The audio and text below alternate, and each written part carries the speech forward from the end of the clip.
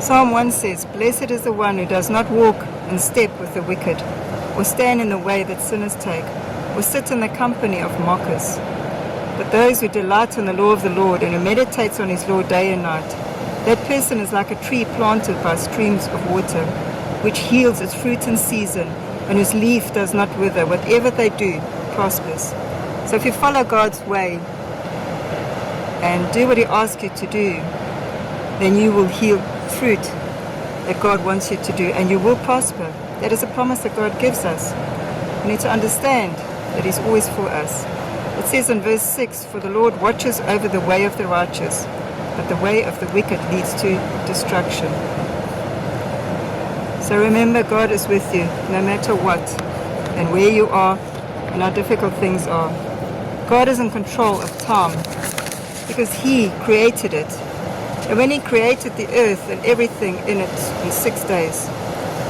So the first book of the Bible tells us when time started and why. It's with creation. It is for our benefit. The last book in the Bible, in Revelation, it tells us when it will end. So time begins, time ends. God is able to step in and change time. In Joshua 10, he asked God to stop the day from progressing so that his army could finish the battle. In 2 Kings 20, it shows how God reversed time for King Hezekiah. So God lives outside of time, of our time, and he can manipulate it when he wants, like someone editing a movie. So in Revelation we see how it is going to end. But we are not told when, so we must be ready to leave this world at any moment, because the end can happen at any moment. And I believe that God will take his children before this world turns into a total chaos.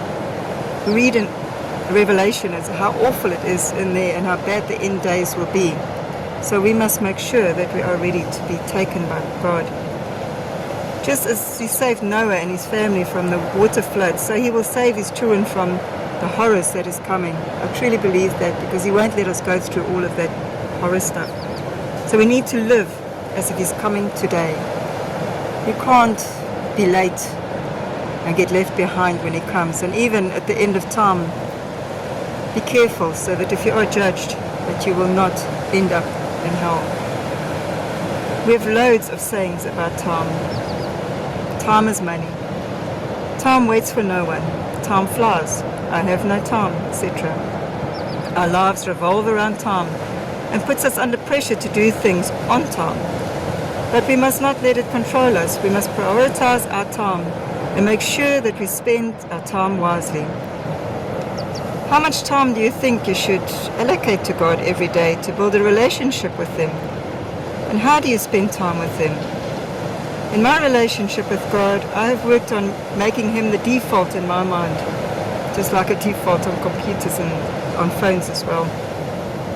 So whatever I think, he's always there with me.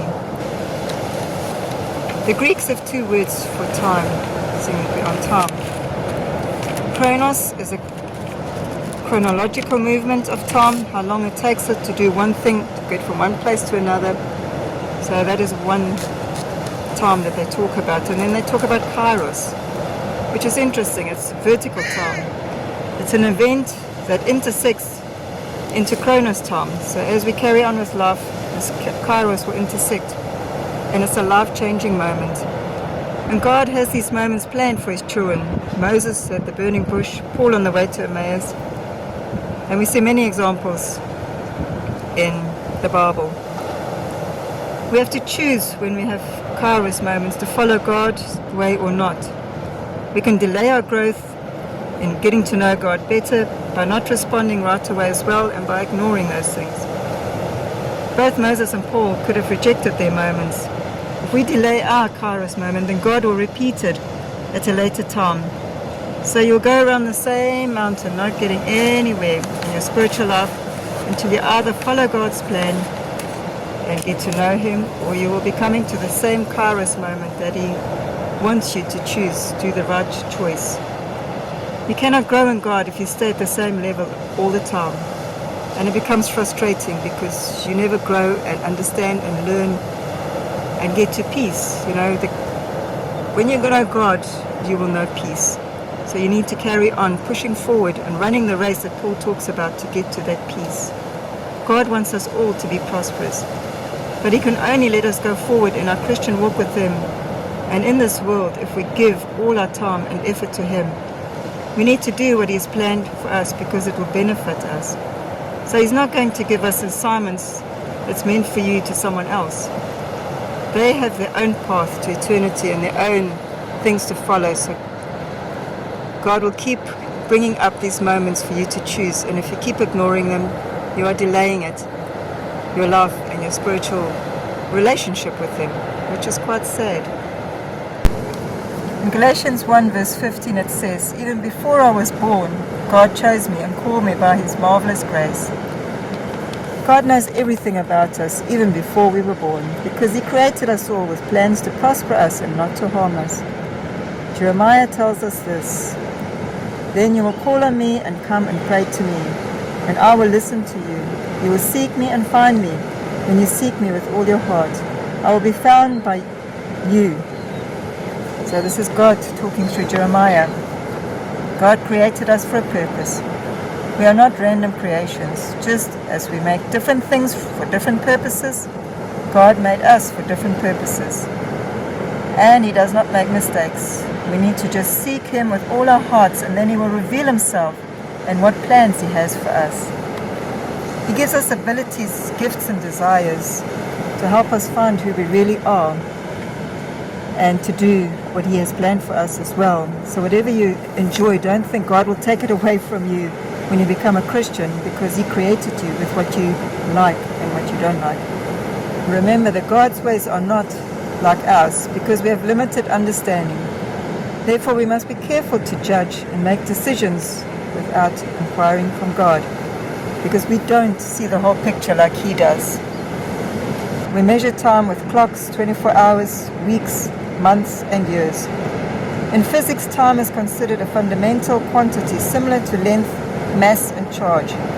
Time, along with three spatial dimensions, width, length, and depth, is often described as the fourth dimension of space-time. And Einstein suggests that time can be affected by gravity and velocity. So that is the science behind it. But where did this time come from? And when did it start? Because time always has a start and an end. In Genesis 1 verse 1 we see the answers to that question. It says, "In the beginning God created the heavens and the earth." John 1 verse 1 it says, "In the beginning was the Word, and the Word was with God, and the Word was God. He was God in the beginning." Here the Word refers to as Jesus. So we see that in the beginning of time, the whole triune of God was there, the whole Trinity, as we call them. Genesis 1 verse 2 mentions the Spirit hovering over the waters. So time began when God created the heavens and the earth. It's interesting to see that the whole of the Godhead, the Trinity, was together there, even Jesus. I think people forget that Jesus was also there in the beginning of time and that he's also God, because they look at him as man and he's not man. In Ecclesiastes 3 verse 1 to 8 it says, "There is a time for everything and a season for every activity under the heavens." In verse 11 it says, "He has also set eternity in the human heart. No one can fathom what God has done from beginning to end." In verse 15 it says, "Whatever is has already been, and what will be has been before, and God will call the past to account." It suggests that what is happening now has happened before, and what will happen has already been predetermined. It's an acknowledgement of God's control over the unfolding of history, and it's all part of his design and purpose. Therefore, as a child of God, we need not get scared, worried, or upset about what is happening in the world. Things are getting out of control. But God is in control, so don't ever forget it. All of us, God promises that he's in control. In 1 Peter 5 verse 7 it says, "Cast all your cares upon him, for he cares for you." God promises to never leave or forsake us. We might leave or forsake him, but he will never leave us. So no matter how difficult things are, always remember that he is with you. If you are close enough to him, he will keep you safe. In Psalm 91 it says, "Whoever dwells in the shelter of the Most High will rest in the shadow of the Almighty. So if we are so close that we can sit in His shadow, then we will be safe.